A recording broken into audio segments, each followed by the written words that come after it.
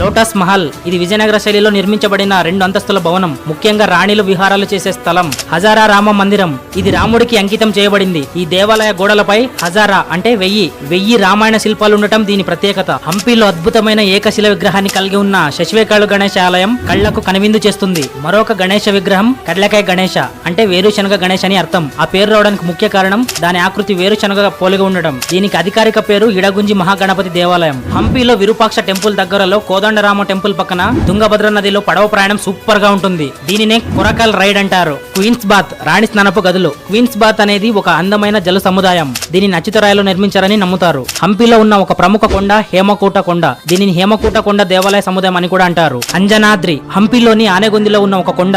ఇది పవిత్రమైన పుణ్యక్షేత్రంగా భావిస్తారు. ఎందుకంటే ఇక్కడ శక్తికి భక్తికి ప్రతీక అయిన శ్రీ ఆంజనేయ స్వామి జన్మించాడని నమ్ముతారు. త్రేతాయుగంలో ఈ కొండపైన అంజనాదేవికి హనుమంతుడు జన్మించాడని స్థల పురాణం చెబుతుంది. ఇక్కడ సూర్యాస్తమయం చాలా అందంగా ఉంటుంది. పుష్కరిణి ఇది హంపీలోని విజయనగర సామ్రాజ్య కాలంలో నిర్మించిన ఒక చారిత్రక నిర్మాణం. ఇది రాయల్ ఎన్క్లోజర్ లో ఉంది. ఇది 150 అడుగుల కంటే ఎక్కువ లోతు మరియు 500 కంటే ఎక్కువ మెట్లు ఉన్నాయి. ఇది స్నానాలు, తాగడానికి నీరు మరియు మతపరమైన ఆచారాలకు ఉపయోగపడుతుంది. దీనిని 15వ శతాబ్దంలో శ్రీకృష్ణదేవరాయల కాలంలో నిర్మించారు. మహానవమి దిబ్బ దీనిని విజయనగర సామ్రాజ్య కాలంలో దసరా ఉత్సవాలు నిర్వహించేందుకు ఉపయోగించిన ఒక రాతి వేదిక.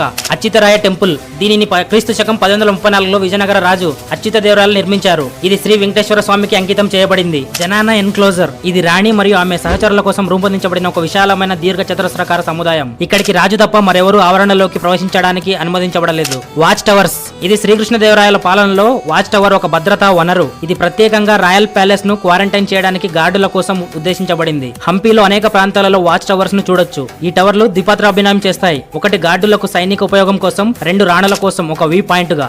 విజయనగర రాజుల పతనం తర్వాత మొఘలుల దాడుల వల్ల ఈ హంపి చాలా వరకు నాశనమైంది.